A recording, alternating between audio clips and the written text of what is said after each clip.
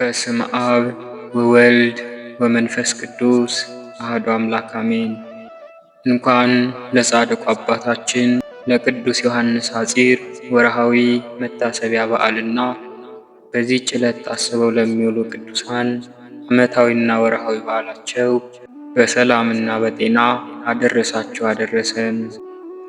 ዳግመኛም ይህች ቀን የእመቤታችን የቅድስት ድንግል ማርያም አምስተኛ ቀን የዕርገቷ መታሰቢያ በዓል ነው።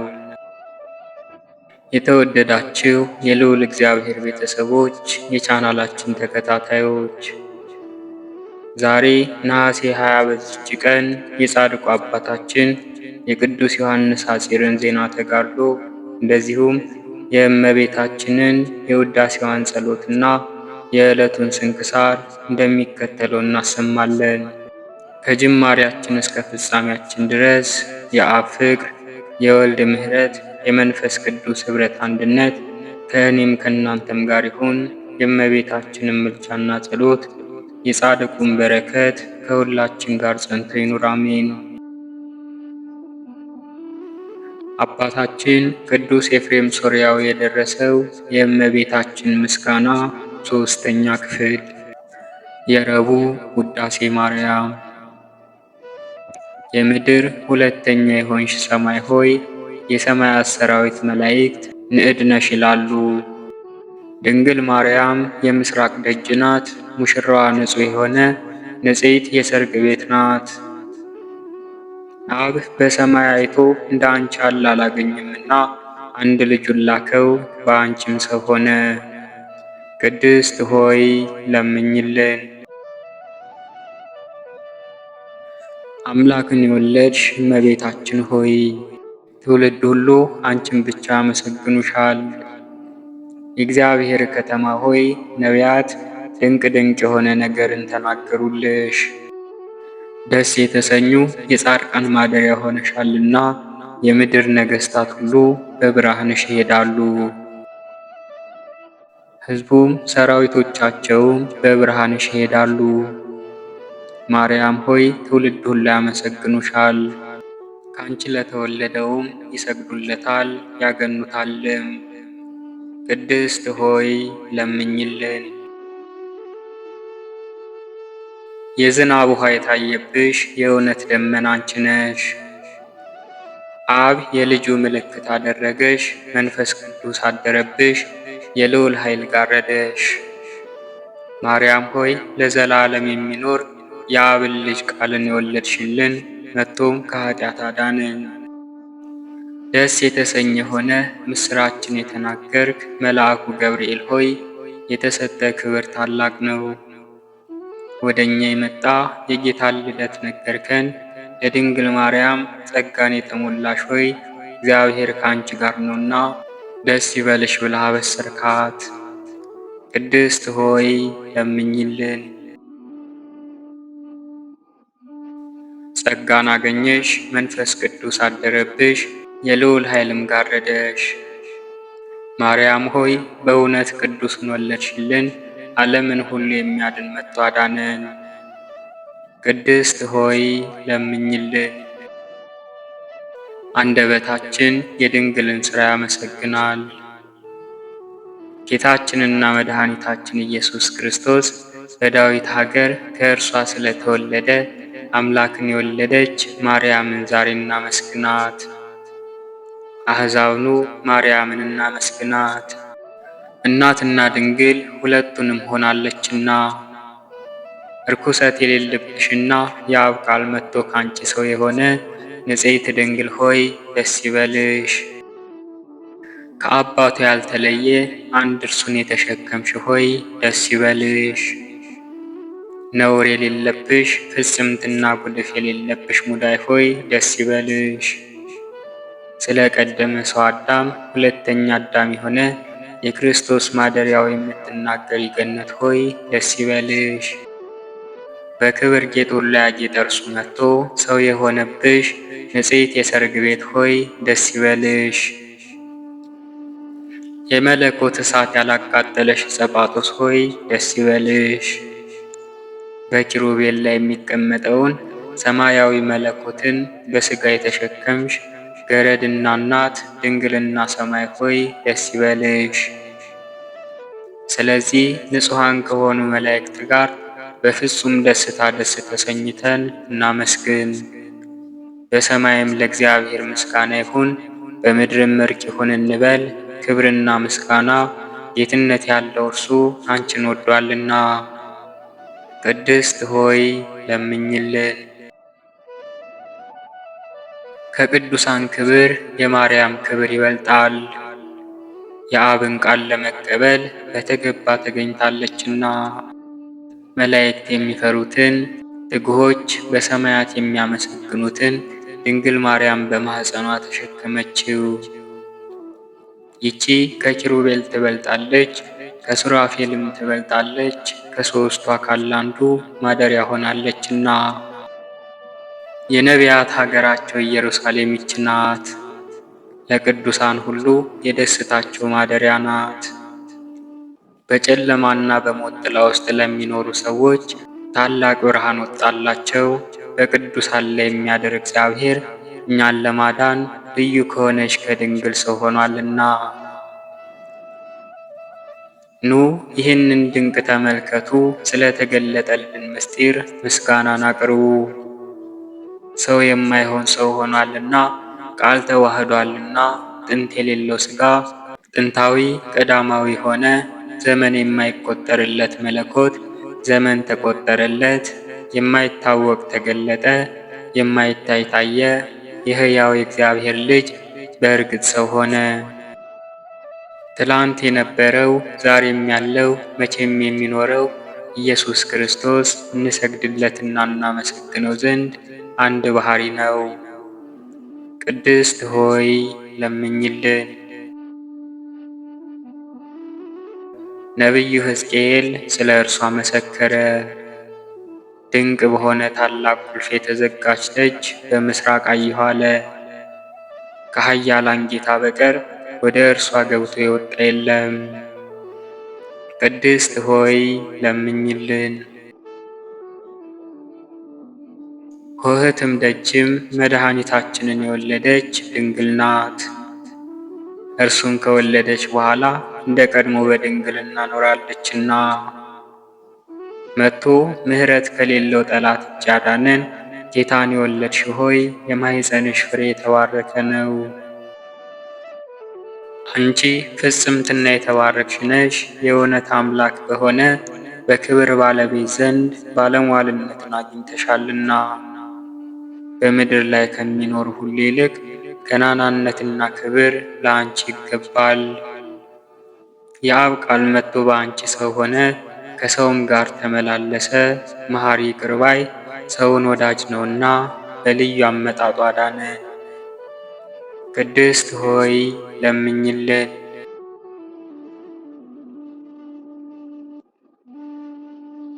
የወድስዋ መላእክት ማርያምን በመንጦላዕት ውስጥ ያመሰግኗታል። ሀዳስ ጣዋ ለአንቺ ምስጋና ይገባሻል እያሉ መልአክ ማርያምን ቃልን ተቀበይ አላት።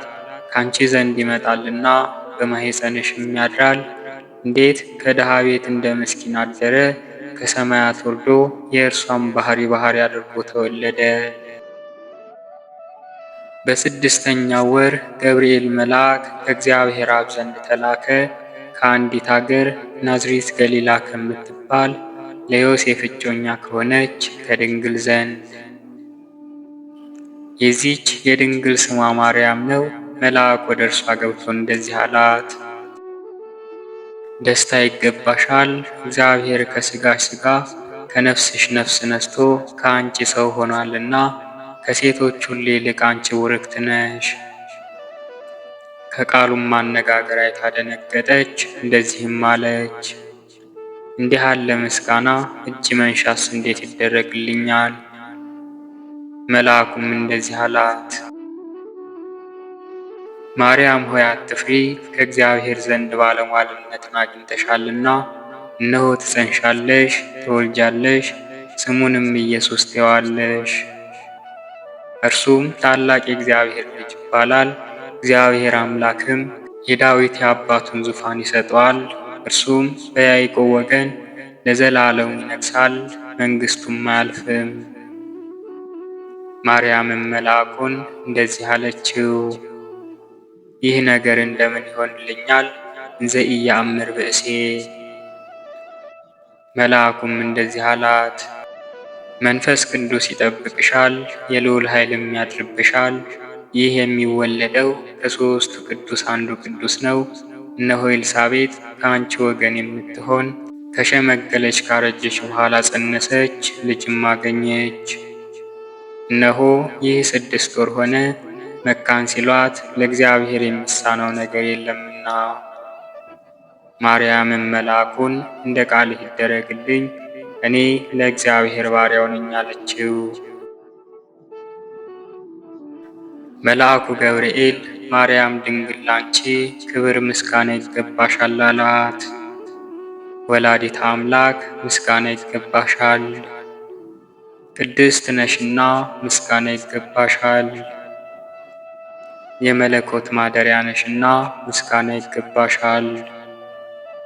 የተሸለመች ድንኳን ነሽና ምስጋና ይገባሻል። የመላእክት እህት የሕዝብ ሁሉ እናት ነሽና ምስጋና ይገባሻል። የሁሉም እመቤት ማርያም ምስጋና ይገባሻል። የሁሉ ፍቅረኛ ማርያም ምስጋና ይገባሻል። ልዑል ማደሪያው ትሆኚ ዘንድ መርጦሻልና ምስጋና ይገባሻል። በወርቅ የተሸለምሽ የርግብ ክንፍ በብር ያጌጥሽ ምስጋና ይገባሻል። ጎኖችሽ በወርቅ አመልማሎ የተሸለሙ ላንቺ ምስጋና ይገባሻል። የምስራቅ ደጃፍ የብርሃን እናቱ ላንቺ ምስጋና ይገባሻል። ከፀሐይ 7 እጅ የምታበሪ ክብርሽ ከአድባራቱ ሁሉ ከፍ ከፍ ያለ ላንቺ ምስጋና ይገባሻል። ማርያም ሆይ ከተመረጡ የተመረጥሽ ከተከበሩ የተከበርሽ ላንቺ ምስጋና ይገባሻል። ከጌታችን ከመድኃኒታችን ከኢየሱስ ክርስቶስ ዘንድ ለምኝልን ያድነን ዘንድ በአባቱ ምስጋና ከቅዱሳን መላእክቶቹ ጋር በመጣ ጊዜ ጻድቃንን በቀኙ ኃጥአንን በግራው ባቆመ ጊዜ እኛን ከሰማዕቱ እስጢፋኖስ ከመጥምቁ ዮሐንስ ጋር ከሁሉ ቅዱሳን ከሰማዕታት ጋር ያቆመን ዘንድ ለምኝልን።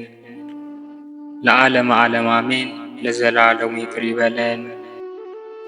የእመቤታችን የቅድስት ድንግል ማርያም ፍቅሯና በረከቷ እንደዚሁም አማላጅነቷ ከሁላችን ከወዳጆቿ ከሕዝበ ክርስቲያኑ ጋር ጸንቶ ይኑር ለዘላለሙ አሜን። ከዚህ በመቀጠል የጻድቁ አባታችን የቅዱስ ዮሐንስ ሐጺርን የተጋድሎውን ዜና እንደሚከተለው እናሰማለን። የዚህ ቅዱስ ወላጆቹ ከላይኛው ግብጽ ናቸው። እነርሱም እግዚአብሔርን የሚፈሩ ናቸው። ነገር ግን ከእርሱ በቀር ልጅ የላቸውም። የዚህ ዓለምን ብልጽግና ቢሆን የላቸውም። ነገር ግን በበጎ ሥራ ባለጸጎች ናቸው። ይህንንም ቅዱስ እያስተማሩ በበጎ አስተዳደግ አሳደጉት። የዚህም ቅዱስ ዕድሜው 18 ዓመት ሲሆነው የእግዚአብሔር ቸርነት አነሳስታው የመላእክት የሆነ አስኬማን ይለብስ ዘንድ ወደ አስቄጥስ ገዳም ሄደ። ይኸውም የምንኩስና ልብስ ነው። ከዚያም በደረሰ ጊዜ አባ ባይሞይ የሚባለውን አንዱን አረጋ አባት ተገናኘው። ዮሐንስም ሰገደለትና እርሱ እንዲቀበለው ለመነው። ሽማግሌውም አባት ልጄ ሆይ ያንተ በዚህ መኖር ልክ አይደለም። በዚህ ገዳም የሚኖሩ በእጆቻቸው ይሰራሉ፣ በቀንና በሌሊት ይጾማሉ፣ ይጸልያሉ።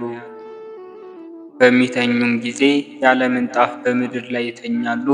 አንተ ወጣት ጎልማሳ ስለሆንክ ይህን ሁሉ ችግር አትችልም። ነገር ግን ወደ ዓለም ተመልሰ እንደ ሰው ሁሉ በጎ አኗኗርን ትኖር ዘንድ ይሻልሃል። የዚህች ገዳም ኑሮ ጭንቅ ነውና አለው። አባ ዮሐንስም እንደዚህ አለው፣ እኔ በጥላህ ስር ልኖር መጥቻለሁና ስለ እግዚአብሔር ብለህ ተቀበለኝ እንጂ አትመልሰኝ። ይህም አባ ባይሞይ እግዚአብሔርን ሳይጠይቅ ምንም ሥራ አይሠራምና በዚያን ጊዜ ሥራውን ይገልጥለት ዘንድ ስለ ቅዱስ ዮሐንስ ሐፂር እግዚአብሔርን ለመነው። የእግዚአብሔር መልአክ ተገልጦለት እርሱ የተመረጠ መሣሪያ ይሆናልና ተቀበለው ብሎሃል አለው። ከዚህም በኋላ ዮሐንስ ሐፂርን ወስዶ ወደ ቤተ ክርስቲያን አስገባው። የምንኩስና ልብስንም አምጥቶ በላያቸው 3 መዓልት 3 ሌሊት ጸለየ። ከዚህም በኋላ የእግዚአብሔር መልአክ ተገልጾ በመስቀል ምልክት በልብሶቹ ላይ አማተበ። ሽማግሌውም እነዛን ልብሶች ለአባ ዮሐንስ አለበሰው። ከዚያችም ቀን ጀምሮ አባ ዮሐንስ ተጋድሎንና አገልግሎትን ጀመረ። አባ ባይሞይም ሊፈትነው ወደደ። በአንዲትም ቀን ደብድቦ ከአንተ ጋር መኖር አልሻም ብሎ ከበዓቱ አስወጥቶ አባረረው። የከበረ አባ ዮሐንስም ከሜዳ መካከል በውጭ ቆመ። በየቀኑም በጠዋት እየወጣ ከዚህ ላይ አልሻም እያለ ይመታዋል። እርሱ ግን አባቴ ሆይ ይቅር በላይ ብሎ ከእግሩ በታች ይሰግዳል። በሰባተኛይቱም ቀን ወደ ቤተ ክርስቲያን ሊሄድ ሽማግሌው አባ ባይሞይ ወጣ። አባ ዮሐንስንም 7 መላእክት ከበው አክሊላትን ሲያቀዳጁ ታያቸው። ከዚያንም ጊዜ ወዲህ መፈተኑን ተወው፣ ወደ መኖሪያውም አስገባው። ከዚህም በኋላ በአንዲት ቀን አባ ባይሞይ የደረቀ እንጨት አግኝቶ ወስዶ ለአባ ዮሐንስ ሰጠውና ይህን እንጨት ትከለው፣ እስከሚበቅልና እስከሚያፈራ ድረስ ውሃን አጠጣው አለው።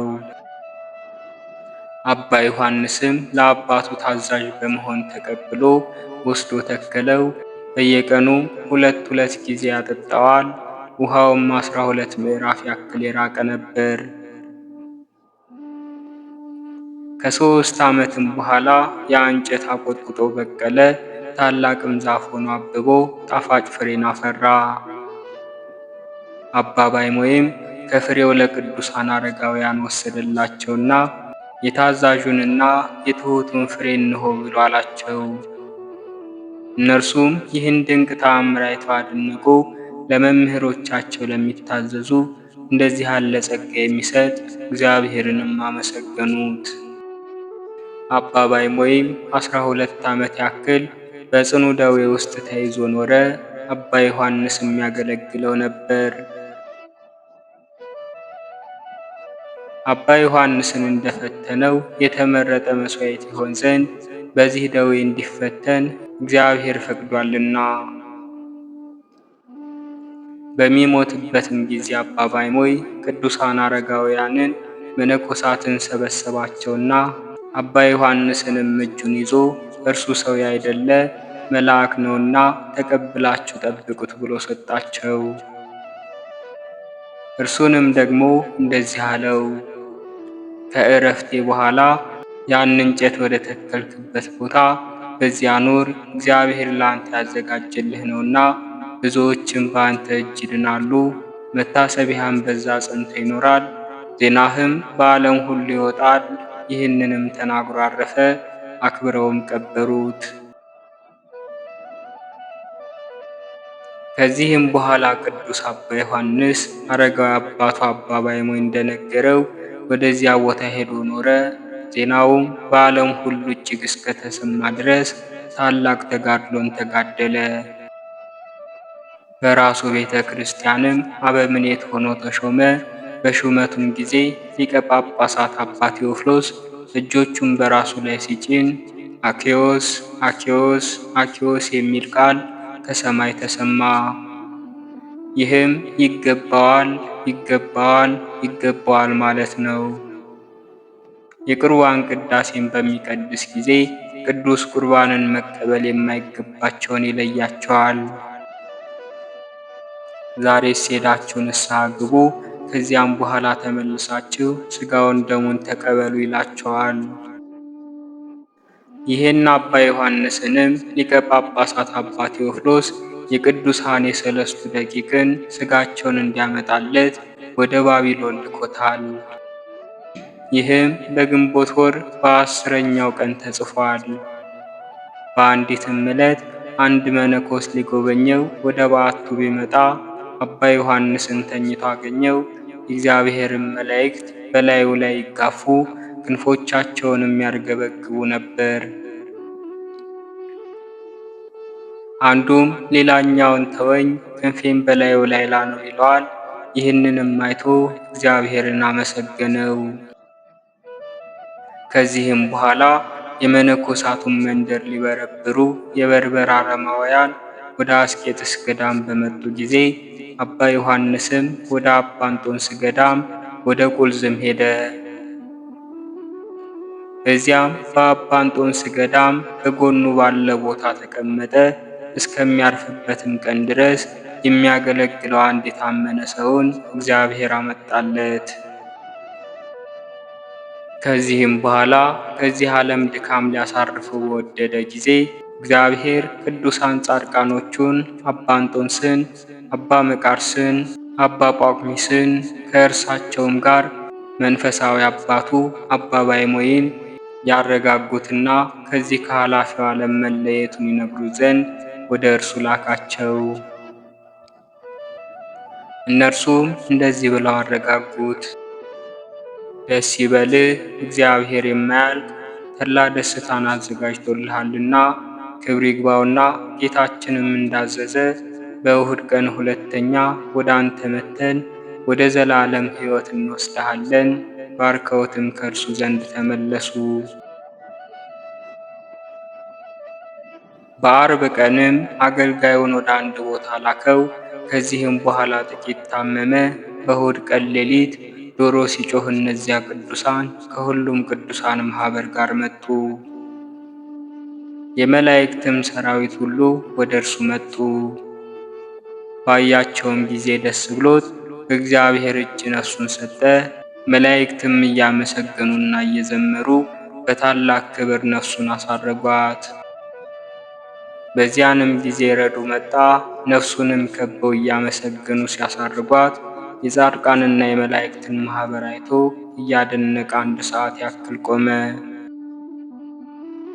ከመላእክትም አንዱ ወደ እርሱ መጥቶ የቅዱሳንን ስማቸውን በመጥራት በጣቱ እያመለከተ ይህ አባ ገሌ ነው፣ ይህኛው አባ ገሌ ነው እያለ አስረዳው። ረዱም መልአኩን እንደዚህ ብሎ ጠየቀው። ይህ በፊታቸው ያለ ፊቱ እንደ ፀሐይ የሚያበራ ማን ነው? መልአኩም የመነኮሳት ሁሉ አባት አባ እንጦንስ ነው ብሎ መለሰለት። ያሬድ ወደ በዓቱም በገባ ጊዜ በምድር ላይ ሰግዶ እንዳረፈ አባ ዮሐንስን አገኘውና ታላቅ ለቅሶን በላዩ አለቀሰ። ከዚያም በኋላ ወደ መነኮሳቱ መንደር ፈጥኖ በመሄድ ቅዱስ አባ ዮሐንስ ሐጺር እንዳረፈ ነገራቸው። እነዚያም መነኮሳት አክብረው ገንዘው ሥጋውን ተሸክመው ወስደው በቦታቸው አኖሩት። የደረቀ እንጨት ተክሎ ባበቀለበት ላይ በሰራት የራሱ በሆነች ቤተ ክርስቲያን ውስጥ ልጆቹ ከዚያ አፍልሰው ወስደው እስካኖሩት ድረስ በዚያ ኖረ።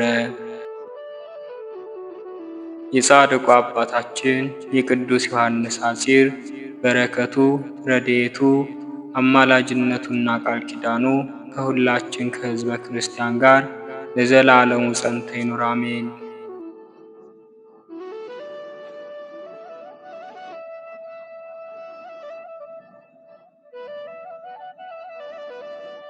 በወርሃ ነሐሴ በ20ኛው ቀን የሚነበብ የስንክሳር መጽሐፍ። አንድ አምላክ በሆነ በአብ በወልድ በመንፈስ ቅዱስ ስም ነሐሴ 20 በዚች ቀን መጻሕፍትን የተረጎመ አባ ሰላማ አረፈ። የቅድስት ሄዛዊም መታሰቢያዋ ነው። በረከታቸው ከእኛ ጋር ትኑር ለዘላለሙ አሜን። በዚህችም ቀን በከሃዲው ንጉሥ በዳኪዎስ ዘመን የነበሩ ከኤፌሶን ሀገር 7 ደቂቅ አረፉ። እነዚህም ሰባቱ ልጆች ከንጉሥ ዳኪዎስ ጭፍሮች ውስጥ በመዛግብቱ ላይ ሾማቸው ነበሩ። አምልኮ ጣዖትንም ባወጀ ጊዜ ጣዖትን በማምለክ ሥራ አንሳተፍም አሉ።